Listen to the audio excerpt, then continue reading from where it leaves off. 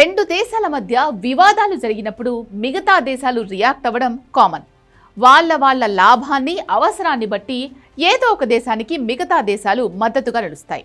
కానీ కొంతకాలంగా వివిధ దేశాల మధ్య జరుగుతున్న పరిణామాలపై ఇండియా రియాక్ట్ అవుతున్న తీరు ఇప్పుడు ప్రపంచవ్యాప్తంగా చర్చనీయాంశంగా మారింది. ఏ దేశానికి పూర్తిగా సపోర్ట్ చేయకుండా, అలాగని ఏ దేశాన్ని వ్యతిరేకించకుండా మధ్యలో ఉంటున్న ఇండియా తీరు చూసి చాలా దేశాలు ఆశ్చర్యపోతున్నాయి. ఇజ్రాయెల్ పాలస్తీనా కావచ్చు, రష్యా యుక్రెయిన్ కావచ్చు, ఇప్పుడు వెనెజులా మీద అమెరికా దాడి కావచ్చు, ఇలా ప్రతి అంశంలో చాలా జాగ్రత్తగా ఎవ్వరినీ నొప్పించకుండా ఇండియా న్యూట్రల్గా రియాక్ట్ అవ్వడం వెనుక వ్యూహం ఏంటి? ఇండియా భయపడుతోందా, లేదంటే వ్యూహాత్మకంగా అడుగులు వేస్తోందా?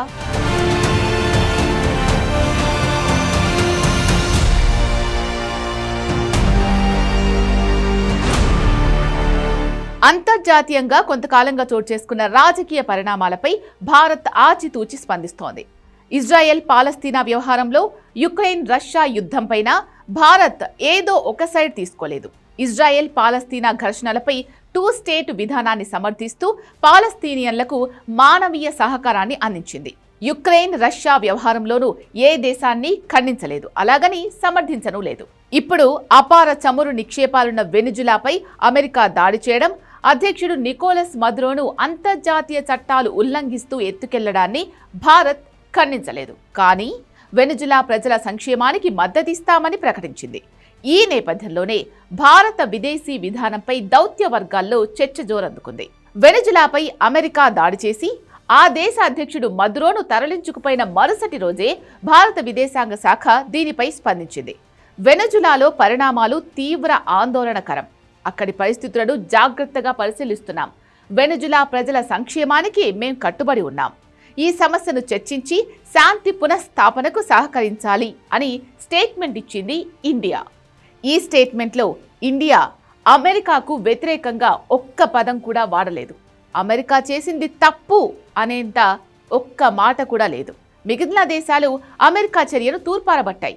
భారత్ నాయకత్వం వహించాలని భావిస్తున్న గ్లోబల్ సౌత్ దేశాలు కూడా అమెరికాపై విరుచుకుపడ్డాయి. కానీ ఇండియా మాత్రం అమెరికా చేసింది తప్పు అని చెప్పకుండానే పరిస్థితి మారాలంటూ చాలా సేఫ్గా కంపోజ్డ్ రియాక్షన్ ఇచ్చింది. వెనెజులా విషయంలో భారత్ రియాక్ట్ అయిన తీరును ఒక్కొక్కరు ఒక్కోలా విశ్లేషిస్తున్నారు.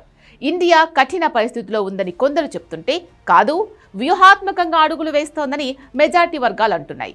పాలస్తీనా ఇజ్రాయెల్ విషయంలో భారత వైఖరి క్రమంగా మారుతూ వచ్చింది. ముఖ్యంగా ఎన్డీఏ హయాంలో ఇజ్రాయెల్ వైపు భారత్ మొగ్గింది.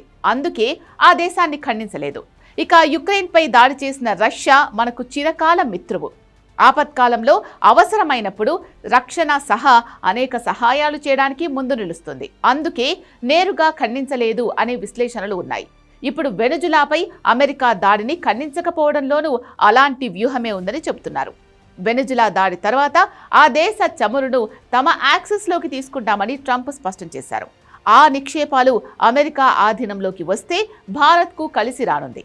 అమెరికా 2020లో విధించిన ఆంక్షలతో మన ఓఎన్జీసీ విదేశీ సంస్థకు $1 బిలియన్ పేమెంట్లు నిలిచిపోయాయి. ఇప్పుడు మళ్లీ మన ఓఎన్జీసీ పనుల పునరుద్ధరణకు వీలు చిక్కుతుంది. ఎక్కువ మొత్తంలో ఆయిల్ కూడా మనం అక్కడి నుంచి దిగుమతి చేసుకోవచ్చు. 85 నుంచి 88 భారత్ దిగుమతి చేసుకుంటుంది. కాబట్టి అతిపెద్ద సెల్లర్గా నిలవబోతున్న అమెరికా విషయంలో ఇండియా జాగ్రత్తగా ఉంటోంది అనే విశ్లేషణలు వినిపిస్తున్నాయి. అయితే అమెరికాను నొప్పించకుండా భారత్ మసులుకుంటున్నప్పటికీ ట్రంప్ మాత్రం ఎక్కడా వెనక్కు తగ్గడం లేదు. డొనాల్డ్ ట్రంప్ను శాంతింపచేయడానికి, భారత్ లాబింగ్ చేయడానికి భారీగా సొమ్ము చెల్లించినట్లు ఆరోపణలున్నాయి. ట్రంప్ సర్కార్ను అనుకూలంగా మార్చుకోవడానికి SHW పార్ట్నర్స్ LLC అనే లాబీ గ్రూప్కు మోడీ ప్రభుత్వం వార్షికంగా $1.8 మిలియన్ చెల్లిస్తున్నట్లు కథనాలొచ్చాయి. కానీ ఈ ప్రయత్నాలు నిష్ఫలితంగానే మిగులుతున్నాయి. ఎందుకంటే ఇదివరకే అమెరికా 50% టారిఫ్లు విధించడమే కాదు, కొత్తగా మరింత పెంచుతామని ట్రంప్ వార్నింగ్ ఇచ్చారు.